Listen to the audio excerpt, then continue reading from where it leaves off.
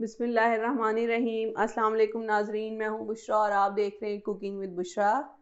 आज हमारे किचन में बन रही है कराची की स्पेशल निहारी, जो कि मेरी बहुत फेवरेट है। इसलिए मैंने सोचा क्यों ना आप लोगों के साथ इसकी रेसिपी शेयर की जाए। निहारी बनाने के लिए हमने लिया है 1 किलो बीफ, जिसकी बोटियाँ हमने बड़े साइज में रखी हैं, ये आप लोग देख सकते हैं। निहारी बनाने के लिए बोटियों का साइज जो है वो बड़ा रखना पड़ता है, नहीं तो गोश्त घुल जाता है। अब सबसे पहले हम कुकर में डालेंगे 1.5 कप ऑयल, क्योंकि निहारी में ऑयल ज़्यादा जाता है। निहारी पे तरी ना हो तो निहारी खाने का मज़ा नहीं आता। 1.5 कप ऑयल कुकर में डाल दिया है। अब इसमें जाएगा अदरक लहसुन का पेस्ट 2 खाने के चमचे। अदरक लहसुन डालने के बाद हम गोश्त डाल देंगे। गोश्त को अदरक लहसुन के साथ अच्छी तरह भूनेंगे, ताकि गोश्त की जो स्मेल है या पानी है वो खुश्क हो जाए। गोश्त को अदरक लहसुन के साथ अच्छी तरह भून लिया है। आप देख सकते हैं कि ऑयल अलग हो गया। अब हम इसमें डालेंगे, ये एक दरमियाने साइज की प्याज थी, इसको ब्राउन कर लिया था। ये कुछ मसाले हैं, जिसमें 1 खाने का चमचा पिसा हुआ धनिया है, 1 चाय का चमचा पिसा हुआ गरम मसाला है, 1 चाय का चमचा इसके अंदर नमक है, 2 चाय के चमचे पिसी लाल मिर्च है और 2 खाने के चमचे किसी भी अच्छी ब्रांड का निहारी मसाला है। ये तमाम मसाले इसमें शामिल कर देंगे। मसाले डालने के बाद अच्छी तरह चमचा हिलाएंगे,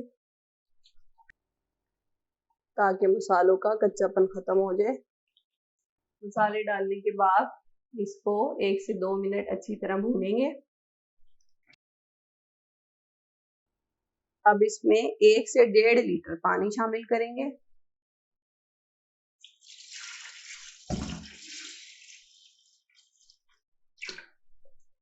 ये देखिए कितना खूबसूरत सा कलर आ गया इस पे। अब इसको हम प्रेशर देंगे तकरीबन 1 घंटे के लिए। इसको आपने कुकर की जब सीटी आप लगाएंगी, सीटी बोलने के बाद इसकी आंच आपने दम वाली कर देनी है और 1 घंटे तक इसको दम पे रखे रहने देना है। ये है 1 कप भुना हुआ आटा। आटे को आपने तवे या फ्राई पैन में हल्की आंच पे भूनना है।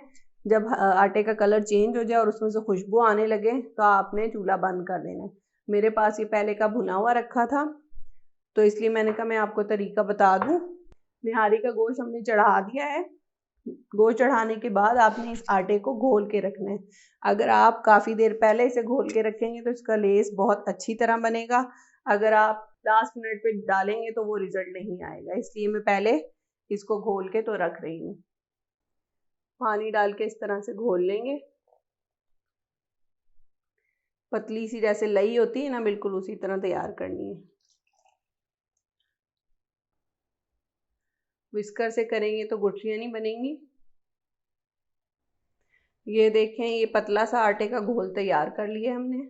अब हम इसको साइड पे रख देंगे। और अगर आपको मुश्किल लगता है आटा भूनना, तो आप आटे की जगह इसमें कॉर्नफ्लोर भी शामिल कर सकते हैं। निहारी को पकते हुए पूरा 1 घंटा गुजर गया था। हमने अब इसका प्रेशर खोल के गोश्त को चेक किया है। गोश्त बहुत अच्छी तरह गल गया है। अब ये जो ऊपर तरी आई है, ये बगैर चमचा चलाए, चमचा नहीं चलाना आपने, पहले इस तरी को हमने उतारना है इस तरह किसी भी बाउल में। बहुत आहिस्ता से ऊपर ऊपर से तरी को उतारना है।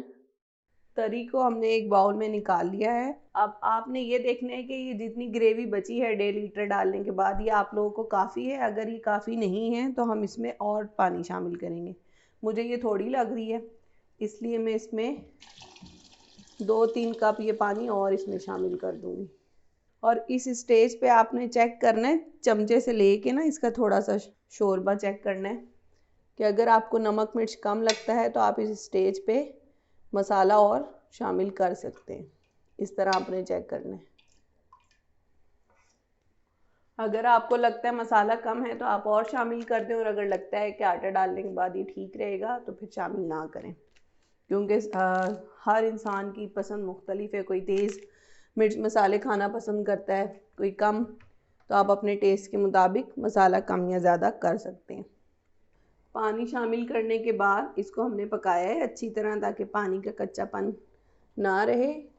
اب ہم اس میں شامل کریں گے بہت ہی ہلکے ہاتھ سے آٹا ڈالتے جائیں گے اور چمچہ ہلاتے جائیں گے.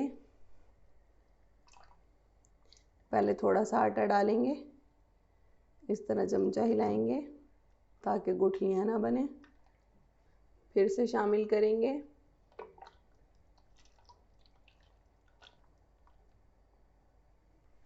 پھر سے چمچہ ہلائیں گے اس طرح تاکہ گٹھلیاں نہ بنیں. اب اسے ابال آنے تک پکائیں گے. تھوڑا سا آٹا اور شامل کریں گے کیونکہ آٹا ڈالتے ہی ایک دم نہاری گاڑھی نہیں ہوتی، جب پکتی ہے تب پتہ چلتا ہے. تمام آٹا ہم نے اس میں شامل کر دیا ہے. تقریباً 1 کپ ہی اس کے اندر آٹا گیا ہے. یہ دیکھیں اس طرح ٹھیک ہو گئی ہے. اب اس کو تھوڑا سا پکائیں گے گاڑھا ہونے تک. اور آٹا ڈالنے کے بعد 3 سے 4 منٹ اس کو ہم نے پکایا. یہ دیکھیں اب یہ صحیح گاڑھی سی ہو گئی ہے. اب چولہا بند کر دیں گے اور اس کے اوپر گرم مسالہ چھڑکیں گے. یہ گرم مسالہ ڈال دیا اس پہ، آدھی چائے کا چمچہ. اب جو تری ہے وہ آپ نے اس میں ابھی شامل نہیں کرنی. تری جب آپ یہ سرو کرنے لگے نہاری تب آپ نے اوپر سے ڈالنی ہے. آپ نے تری کو الگ رکھنا ہے باؤل میں اور نہاری کو الگ رکھنا ہے. مزیدار سی نہاری تیار ہے. آپ لوگ بھی ضرور ٹرائی کریں اس ریسیپی کو، آپ لوگوں کو پسند آئے گی. ہماری ریسیپیز اگر آپ لوگوں کو پسند آتی ہیں تو ہماری ویڈیو کو لائک کریں اور چینل کو سبسکرائب کریں.